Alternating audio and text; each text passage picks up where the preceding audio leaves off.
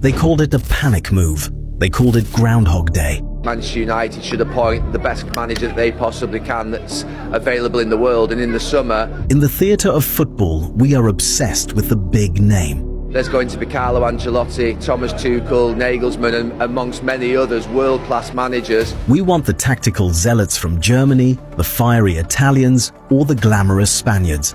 So, when Manchester United announced Michael Carrick as interim manager... Michael Carrick is the Manchester United interim head coach until the end of the season. Again, the reaction wasn't excitement. It was a collective sigh. Pundits don't see a vision. They see a placeholder, a white flag. For the interim at least, for you, is he the right man to now bring until the end of the season? Or you could start saying again, oh, why do Man United keep on doing what they're doing, keep on bringing... The media called it a plaster on a bullet wound.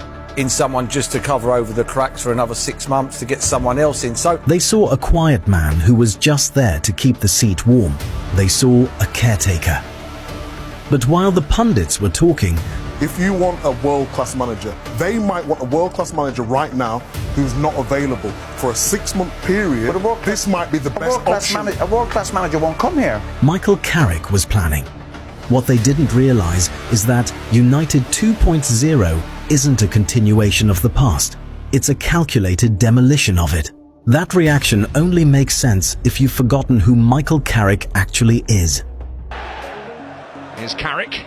Up against his old club, where it all began for him. Van Persie! And it will drop in! A wonderful start for Manchester United inside 35 seconds. Carrick for Manchester United, 2-1. Michael Carrick seals his return with a goal. When Carrick arrived in 2006 to replace Roy Keane, the fans were sceptical. He wasn't a hard man. He didn't lung into tackles, he didn't scream at teammates. But look at the numbers: 464 matches, 5 Premier League titles, the Champions League, the Europa League, the FA Cup. He won it all. 24 goals, 35 plus assists, a pass completion rate that rarely dipped below 90%. Sir Alex Ferguson once said that Carrick's greatest strength was his bravery to take the ball. Not the bravery to fight, but the bravery to be the pivot when the world is watching.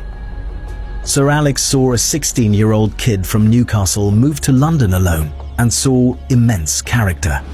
While Paul Scholes provided the magic and Cristiano Ronaldo provided the fire, Carrick provided the rhythm. He was the one player Ferguson could never drop. He was the invisible man who made everyone else look like a genius. Michael, you've come to the end of a great career at United. I go back to 2006 when we did that long, protracted deal to get you here from Tottenham. It wasn't easy, but it was worth it. And you've been a great servant to the club. Your loyalty and your consistency and your performance level on the football field made a fantastic life for us. It was a pleasure to work with you. I was honoured to have you as a footballer and as a human being. So, great career. You'll do well as a coach. I look forward to seeing you in action. So good luck, all the best, Michael. He played the game in 4D, a player so refined that Pep Guardiola once said, he is at the level of Xabi Alonso and Sergio Busquets, one of the best holding midfielders I've ever seen. That wasn't nostalgia, that was professional respect. Most managers learn in a classroom. Michael Carrick learned in a war room. When Jose Mourinho arrived at Old Trafford, he found a player who was already a coach. Mourinho is a man of few friends and many enemies, but for Carrick, he had nothing but reverence. Jose famously said, "Michael as a person is more important than Michael as a player. He is a proper man."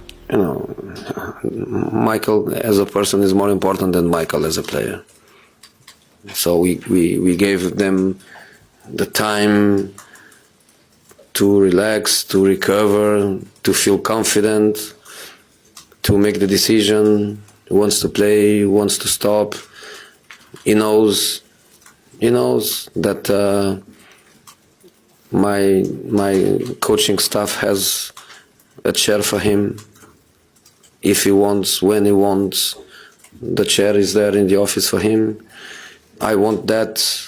The board wants that. The owners want that. So Michael is in a comfortable situation of his future will be with us. When Carrick retired in 2018, Jose didn't let him leave. He moved him directly into the coaching staff. There is a legendary story that when Jose finally left United, he handed Carrick his own coaching whistle and a packet of headache pills. Jose, talk us through this. So that's the next shirt. Your first whistle. You can be the referee and replace all these guys. And finally, the most important thing, and also your wife has to know that, Advil for headaches. The message was clear. This job is a headache, and you're the only one smart enough to solve it. For 2.5 years under Mourinho, Carrick learned the dark arts. He learned how to nullify opponents, how to transition at lightning speed, and how to manage the egos of a billion-dollar dressing room. He wasn't just an assistant. He was the bridge between the old-school ruthlessness of Jose and the modern fluidity of the game. The 3 games that changed everything. In 2021, after the collapse of the Solskjaer era, Carrick was handed a broken squad. Briefly, 3 matches, no preparation, no safety net. A 2-0 win away at Villarreal. Up the field, it's Ronaldo with a chip! He still reigns in Spain. Cristiano Ronaldo with him. Sancho! Jadon Sancho makes his mark in a United shirt. He smashes home. A tactical draw at Stamford Bridge. And he absolutely cracked this. No messing with that clearance. Oh, it's a mistake. And now Manchester United are clean through. What a great chance this is. United score! What a smash and grab. Jadon Sancho. Shocking mistake from Jorginho. A 3-2 win over Arsenal unbeaten. Sancho. Fred. Great ball. Fernandes. A century of Manchester United appearances. 45 goals on the stroke of half-time. 1-1. Now United with Rashford. Looks up. Ronaldo! 800 goals for club and country. An iconic achievement by an iconic player. Sancho. Fred's gone down! Oh, Atkinson, are you kidding me or what? Are you kidding me? He's got to have a look at that. Well, Odegaard on Fred. Does Odegaard get... Ronaldo steps up. Ronaldo! Wow. The tallest man in Old Trafford. Ronaldo scores 3-2. What a penalty! What a penalty! Maybe one last opportunity for us. He went unbeaten. He had a 66% win rate, and then he did something no one expected. He walked away. He refused the plaster role. He went to Middlesbrough, a team rotting in 21st place in the Championship. Within 1 season, he transformed them into a goal-scoring machine. He didn't just win games, he revolutionized their style. He proved he could build a system from scratch. He proved that the quiet man had a loud philosophy. He turned a struggling club into a promotion contender, playing the most attractive football in the league. Fast forward to Manchester derby at Old Trafford. The world expected Pep Guardiola to swallow Carrick's United whole. Instead, we witnessed a tactical execution that felt like a haunting from the Ferguson era. Brian Mbeumo at the Stretford end! This is United 2.0. It's not just vibes, it's geometry. Carrick utilised Brian Mbeumo and Patrick Dorgu not just as wingers, but as tactical daggers. Dorgu's arriving, it's in, it's 2! Manchester United have got themselves a cushion! He allowed City to have the ball, but he chose where they had it. 2-0. It could have been 5-0. 3 goals disallowed by VAR, 2 shots off the post. United looked strong, not just physically, but mentally. Manner in which you win a game. If United would have fluked this game 1-0, I would attempt to agree with it, but They had 5 and 6 clear opportunities. They defended well and they looked organised as a group, mixed in with confidence as well that Carrick had given. For the first time in a decade, Manchester City looked frightened of the red shirt. Carrick didn't just win the derby, he outplayed the greatest manager of this generation. One thing Michael did say was, I've told the players to enjoy it.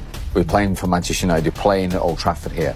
And you saw a smile on not just the players, but the supporters' face again today, Michael. It shows how Manchester United are playing, and I like this. 32%, when they get the ball, they attack and they try to get, an end product in quickly. And that is something we haven't seen for a very, very long time. The pundits say he needs a bigger CV. So we do Sky every week and we're talking about Man United, the greatest club in the world, one of the biggest, but all of a sudden we're going to take a gamble on a manager who hasn't got a track record, and his staff haven't got a great track record. But football is changing. The era of the celebrity manager is dying, and the era of the tactical architect has begun. Just to be in this position, to be here every day, to working with the responsibility of working for Manchester United in any form, excites me. But to be sat here as the head coach and looking after the first team, that responsibility, it's a huge but. Michael Carrick has the DNA of Ferguson, the pragmatism of Mourinho, and the modern vision he polished at Middlesbrough. So I'm kind of holding it in as a little bit as much as I can, but the excitement's there. So he knows what the grass at Old Trafford feels like. He knows what the trophy feels like. I know what it's about. I can feel it, and we need to go on this journey together. United 2.0 is scarier than you think because it's built on silence and substance. While the critics are busy talking about the past, Carrick is busy owning the future. This isn't a caretaker looking for a contract. This is a manager who has finally come home.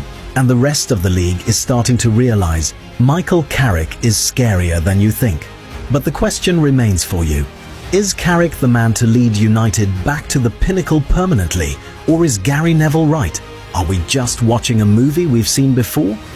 Let us know in the comments. Should the board tear up the interim tag today, or is this just another false dawn?